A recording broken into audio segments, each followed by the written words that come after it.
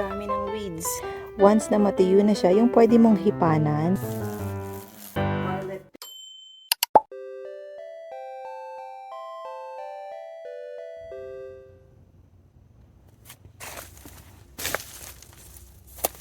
Ayan, ang dami ng weeds. Ito. Yan, super thorny. Mga dandelion na magaganda pero hindi natin sila gusto. So, ma-share ko lang po. Ang dandelion, pag nasa ganitong stage, pag puno pa siya ng petal, ay hindi pa siya dadami. Once na matuyo na siya, yung pwede mong hipanan, yun, magkakalat na siya ng seeds na yun. Pag sa ganitong stage, dapat putulin siya habang hindi pa siya nagiging seeds. So, simulan na natin. Ayan, diba, ang haba. Pati ito, matindi to, oh. Basta mga damo, very resilient talaga. Ayan. Diba? Basta kapag damo, super resilient talaga sila. Eh, yung grass hindi na tumutubo dito. Ilang taong ko nang tinry. Pero, wala talaga eh. Ayaw tumubo ng grass. So, ay, nasaraduhan pa ako ng pinto, mga kasno. Ayan. Simulan na natin.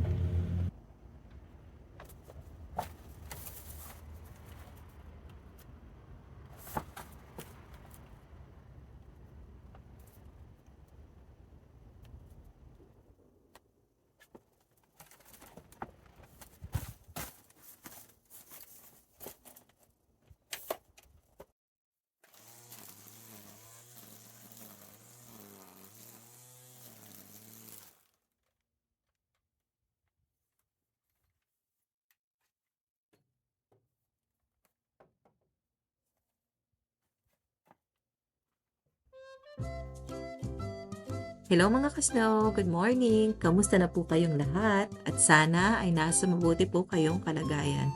Ito ang pinakaunang-una kong pagdadamo sa taong ito. So, ma-share ko lang po, napaka mahiwaga ang panahon kapag pagtungtong ng buwan ng April at May. Pag April, hindi talaga siya siguradong mag-iinit. Magkakaroon bigla ng snow pero hindi siya nag-accumulate. So, on and off siya at parang merong biglang araw na magugulat ka na mainit na pwede ka talagang lumabas ng naka-t-shirt at saka short. Kaya mangyayari yon kasi nanggaling ka sa matinding sobrang lamig, di ba? Tapos biglang iinit. Yung konting init sa'yo, kapag nasa bansa kang malamig, ay mainit na yon para sa'yo pag nanggaling ka sa biglaang lamig. Pagtungtong naman ng May, yun na talaga yung araw na medyo nagkakaroon na talaga ng mas mahabang init. Pero may mga araw na magkakaroon ng frost warning. Yung frost warning po ay kung saan maglalabas yung weather forecast ng paggising mo sa umaga, yung mga damo, nagyayelo siya. Ganun yung frost warning. So, lumamig to nung mga panahon na to. Lumamig siya bigla. Ang nangyari nga, nung Biyernes yung mga anak ko, na pumasok sila sa school, may nakasuot sila ng winter, nag-sweater, nag-winter coat, nag-boots, kasi sobrang lamig.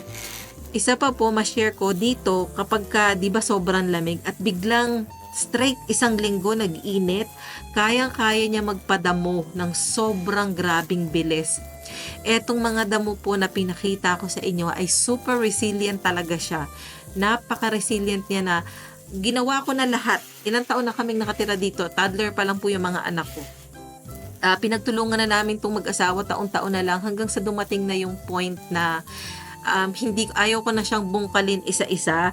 Ganito na lang ang gusto kong gawin. Kasi gusto ko rin namang i-enjoy yung summer. Ang mangyayari kasi kapag siya na lang ang tinutukan ko ng panahon, 2 months lang ang summer namin, uubusin ko pa tong sa ganitong pagdadamo, diba? Kaya ganyan na lang ang ginagawa ko. Yung weed whacker na lang, ganyan na lang ang ginagawa ko talaga.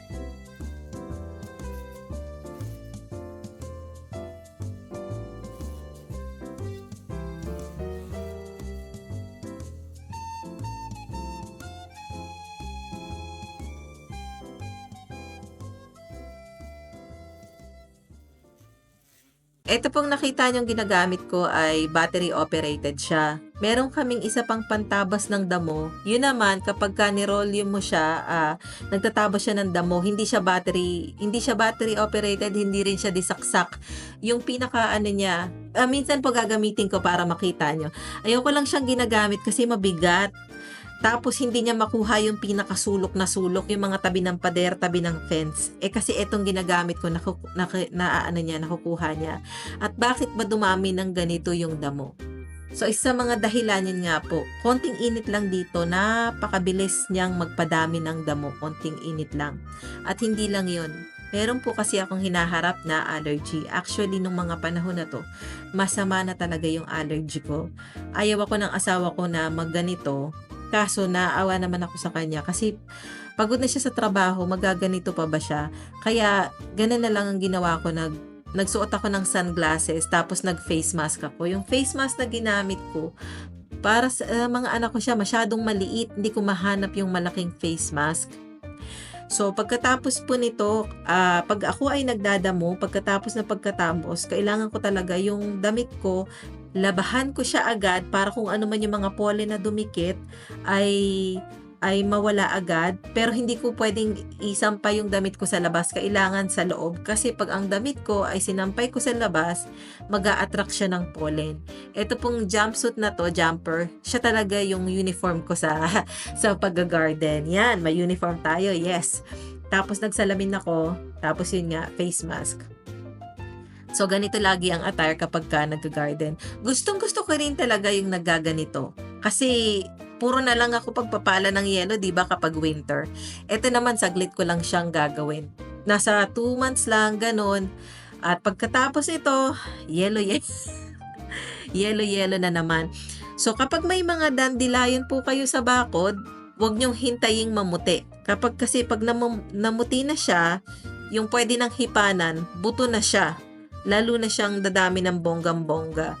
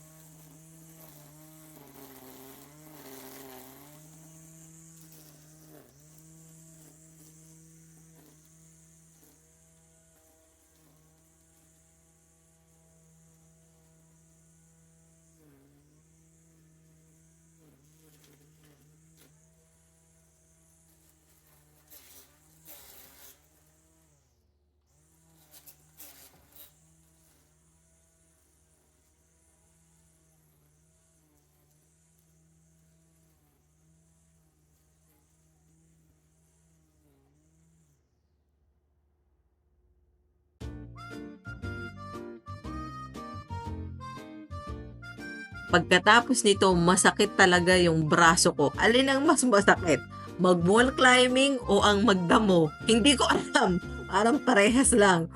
Masakit talaga pagkatapos, pati yung balakang, yung braso, lahat masakit. Tapos aarangka. Mas masakit siguro yung magdamo kasi pagkatapos sa arangkada ng bonggang-bongga yung allergy ko. So, speaking of allergy, hindi lang outdoor ang aking allergy. Meron din po akong indoor allergy at napakarami ko pong allergy na mababanggit sa inyo kasi ultimo sa protina ng gatas ay allergic ako. Allergic din ako sa latex. At napakadami pa. At kung paano ako nagsusurvive, mahal talaga ako ni God. Diba? Kasi hanggang ngayon, sa dami ng allergy ko, ay buhay pa ako. Matindi po talaga tong allergy ko kasi kapag lumala siya ng bongga, ay may point na ma-hospital ako kasi ultimo paglunok, hindi na ako makahinga. Sarado na yung hingahan ko, ganun siya kalala. So, may time talaga na yung medication ay hindi sapat. 4 na iba-iba po yung medication ko. Anyways, nung mga panahon na yun, na nandun ako sa pinakadulo ng fence, every year po kasi ay nagtatanim ako ng sunflower. Kung meron po kayong tanim na sunflower, natutunan ko lang 'to, napanood ko sa YouTube. Sobrang effective. Tapos mahilig kayo mag-campfire o magpaapoy sa bakuran nyo, ganon. Ang gawin nyo po, wag nyong bunutin. Kung gusto nyo lang, wag nyo munang bunutin yung katawan ng sunflower. So, sa akin, pagtungtong ng fall, pinapabayaan ko lang siya hanggang spring kasi matutuyo na yung katawan ng sunflower. At napakagandang kindling o paapoy yata ang tawag doon. Yung pag nagpapaapoy ka, yung katawan ng sunflower kapag tuyo na siya, napaka-epektibo niya. Pampadingas yata ang tawag doon yung ganun. Pag gumagawa ka ng pampadingas ng apoy, yung katawan ng sunflower ay talagang sobrang effective. So, ayan, nakikita niyo po ako, nasa pinakadulo ako. So, inipon ko yung katawan ng mga oras na yan, ay inipon ko yung katawan ng sunflower kasi nga lagi kaming nagka-camping, diba? So, putol-putulin nyo lang po yung nang maliliit yung katawan ng sunflower, pagkatapos ibalot nyo sa dyaryo. At napaka maapoy niya talaga. Konting-konti lang talagang maapoy na siya. So, ganyan po ang ginagawa ko. Mabalik po tayo sa usapang damo. Kasi noon, meron kaming ginamit na pang spray na chemical. Kaso, hindi, effective siya, pero hindi siya ganun ka-effective. Pero, mula nang nagkaroon kami ng aso, si Cookie, hindi na talaga kami pwedeng gumamit ng kahit anong chemical sa backyard kasi hindi safe para kay Cookie, 'di ba?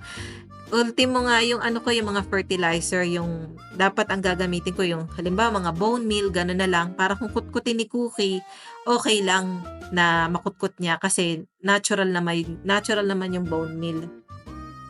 Anyways, ang hindi kagandahan po kapag sa backyard nyo tumubo tong creeping Charlie o blue ivy, ay gustong-gusto siya ng mga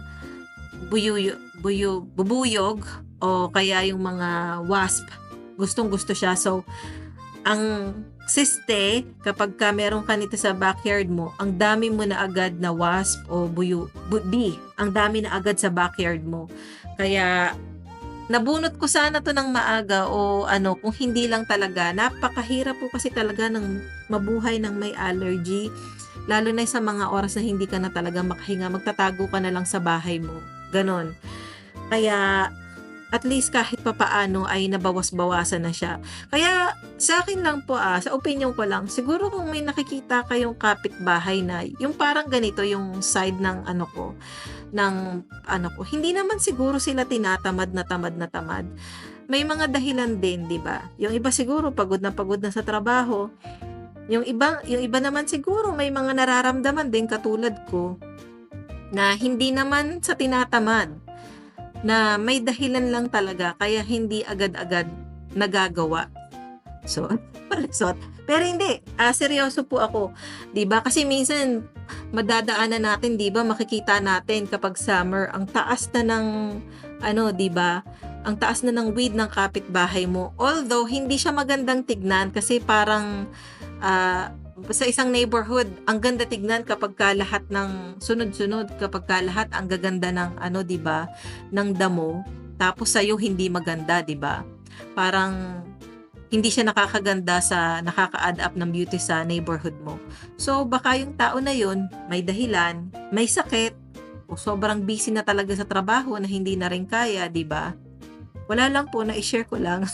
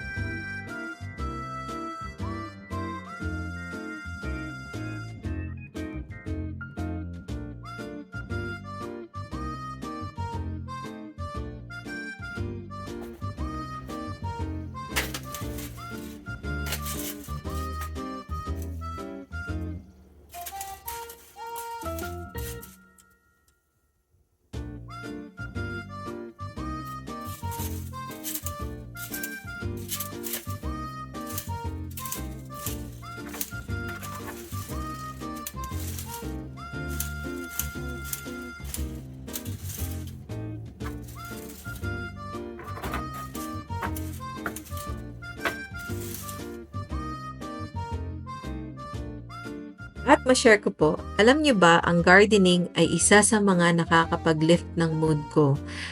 Nilook forward ko talaga ang pag-gardening. Gustong-gusto ko siyang ginagawa. Yung pagtabas ng damo, yung pagkalaykay ng damo, isa siya talaga sa mga nakaka-relax na bagay sa akin. Nakaka-relax siya, pero hindi, parang ang hirap ipaliwanag, pero gusto ko siyang ginagawa. Siguro dahil isa sa mga bagay ay laking Maynila po ako. Buong buhay ko ay nasa Maynila kami nung nasa Pilipinas ako. Tapos, lumipat kami sa probinsya. Tamang paglipat namin, hindi naman siya probinsya.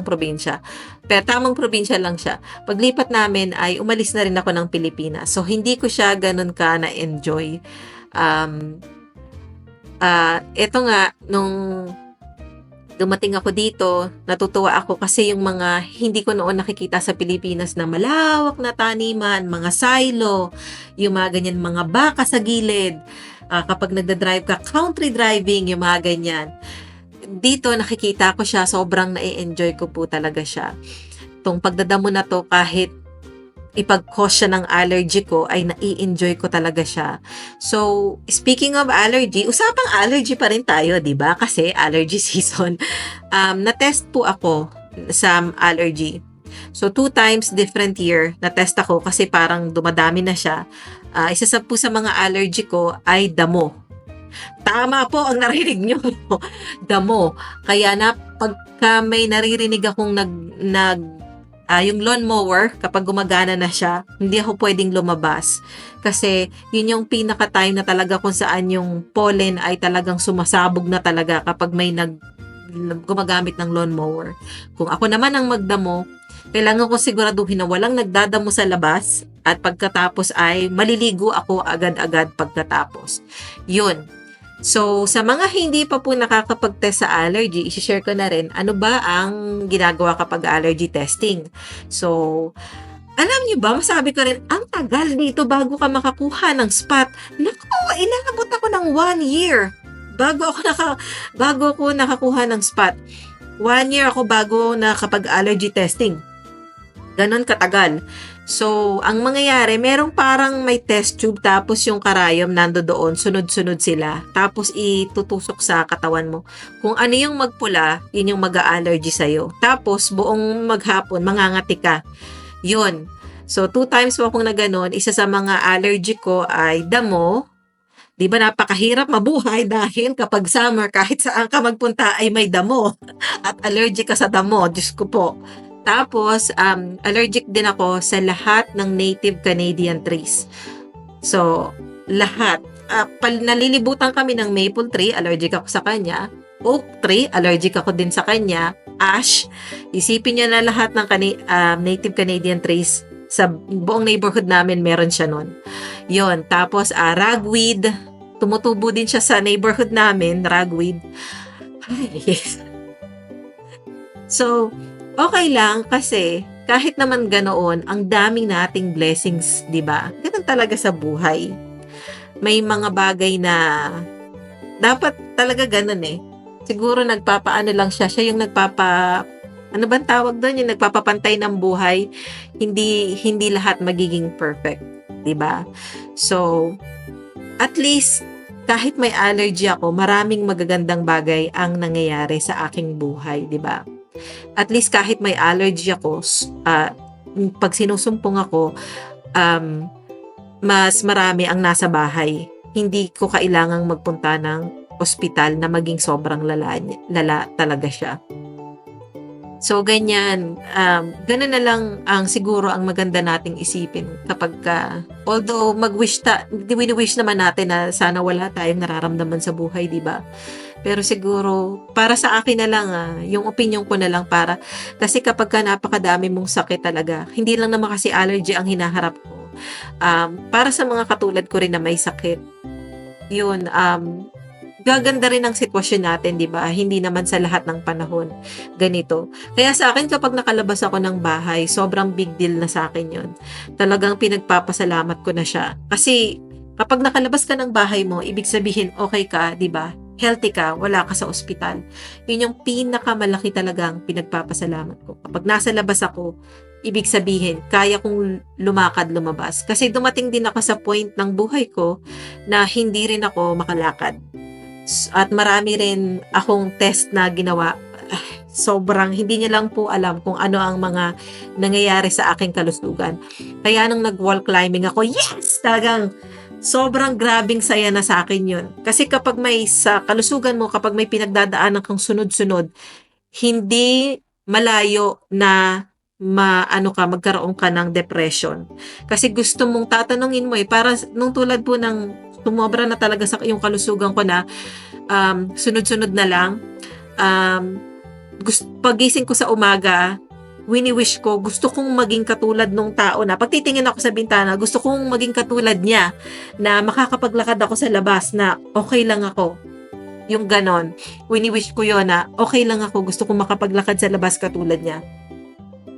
So yun, kapag ka nagka-camping kami, kapag ka narating ko yung boardwalk, natapos ko siya, sobrang grateful na talaga ako sa Diyos na nagpapasalamat ako. Kapag may isa kang bagay na pinagdaanan, na minsan nawala na sa'yo, na hindi mo alam kung babalik pa, diba? Tulad ng paglalakad ko, na noon, talaga, ang gising ko halos buong araw talaga, lagi na lang akong tulog dahil sa sakit ko. Ang haba ko siyang pinagdaanan, na pagigising ako sa umaga, tinatanong ko, gusto ko ring maging normal. Gusto kong maramdaman, ano pa ba yung pakiramdam ng normal? Yung normal na tao nagigising na walang nararamdamang sakit. Hindi ko na alam. Dumating sa point ng buhay ko kung ano ang pakiramdam ng taong normal na gumigising. Ano ba ang pakiramdam ng taong normal na walang sakit? Dumating yan sa point ng buhay ko. O, di ba? Pero ngayon, nagiging maayos na siya at salamat sa Diyos. Hindi talaga magiging permanente ang sitwasyon natin. Kung ano man ang ating pinagdadaanan, at some point, bubuti at bubuti yan. Hindi habang buhay masasadlak ka dyan sa kinalalagyan mo, di ba? Bubuti at bubuti talaga yan. Kaya manalig lang tayo at maniwala tayo na at some point, gaganda ang ating pakiramdam, magiging mabuti rin ang lahat. Kasi gano'n naman talaga, di ba? Kahit nga ang panahon nagbabago, lahat nagbabago. Hindi pwedeng impermanence nga, di ba? Everything is constantly changing inside and outside. So, yan lang. Na-share ko lang. Kasi, alam ko naman sa iba kong nanonood, hindi tayo lahat nasa okay. Hindi lahat ng panahon ng buhay natin ay okay tayo. Kaya, kapit-kapit lang. Kasi, katulad, hindi ko siya nasasabi dahil madali siyang sabihin. Nasasabi ko siya kasi pinagdaanan ko siya na nagtanong ako na kailan ba ako gigising ng nararamdaman ko normal ako na walang sakit. Ano bang pakiramdam ng taong walang sakit? 'Di ba? At least ngayon pag gumigising ako kahit may allergy ako, yung iba kong nararamdaman noon, wala na siya. So kahit meron pa rin kahit konti, at least yung pinaka major na nararamdaman ko ay wala na. So, nagpapasalamat ako sa Diyos at nagpapasalamat din ako at na-share ko to sa inyo. Kaya, kapit-kapit lang po tayo at tayo ay magpakatatag dahil gaganda at gaganda rin ang ating sitwasyon. Basta maniwala ka lang, gaganda at gaganda ang ating sitwasyon. 'Di ba? Tulad ko, nagdadamo-damo na ako ngayon. So, sa end ng vlog na to, tignan nyo kung anong mangyayari sa akin. Di ba? Makikita nyo magiging itsura ko sa end ng vlog. O, di ba? Kapit-kapit lang tayo mga kapatid.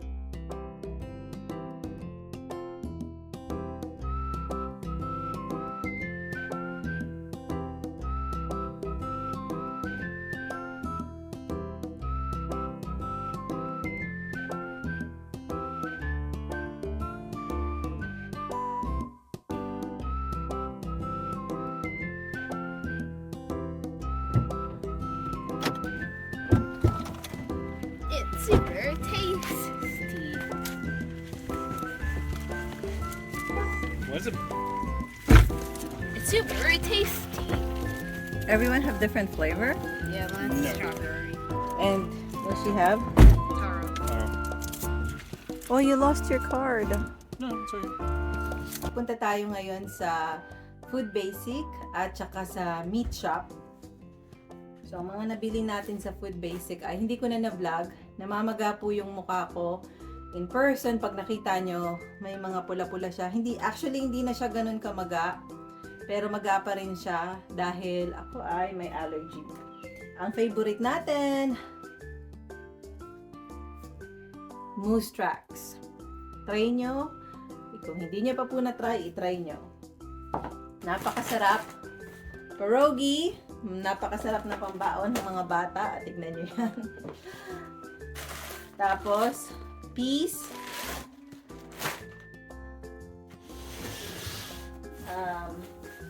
Tinapay. Ito yung galing sa meat shop. At gatas. Hindi ko tatanggalin yung gatas. At pasta. So, dalawa nito. Tapos, spaghettini. Gusto ko yung spaghettini kasi yung spaghettini, madali siyang maluto kasi maliit lang siya. Okay. Tapos, bumili rin tayo ng talong. Dahil gusto ko ng torta. At, bumili tayo ng spinach. Bumili tayo ng Bartlett pear. Sobrang interesado si Cookie. Tada! Bartlett pear.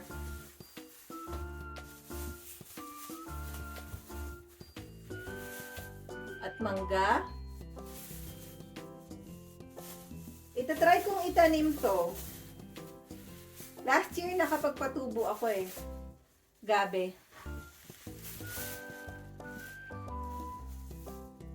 Ay! Ayan. Yan yung nabili natin sa Food Basic. Tapos sa meat shop, ang nabili natin, etong repolyo. Sobrang curious ng baby. Ay, eto sa Food Basic din to. Dumpling. Tapos, eto na lahat. Yung nabili natin sa meat shop. Ipakita ko sa inyo. Cookie. Cookie, can you move there, please? There. Thank you. So, ipakita ko sa inyo yung mga nabili natin sa meat shop. Ito yung beef tallow. Tapos, bumili rin pala ako ng sibuyas na ito yung tinatawag na hardneck. Dapat pag ang hardneck, fall pa lang itatanim na eh. Pero itry ko kung tutubo siya. Kasi spring na tayo. Tapos, ito. Tapos, bumili tayo ng pigtails. Pero etong pigtail na to ay tanggal na yung balat. Bumili tayo ng ground beef. Tapos, itong isa na to. Ito, manok.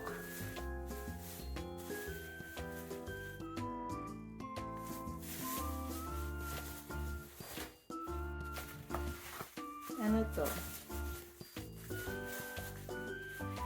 Ito naman ay pork backbones. At patuloy pa rin sa pag-amoy ang baby. Ito naman ay pork chops. Rib end or sirloin, cut pork loin chops. Dalawa. Pero magkaiba ng price. At eto, frozen ko to nung nakuha. Di ko alam kung kasama yung balat, pero ang sabi niya ay pork fat. At ang pinaka-last ay $12.48 na pork button ribs. Ayan lang ang ating mga napamili for today at ilalagay ko na sa freezer lalo na tong ice cream saka itong mga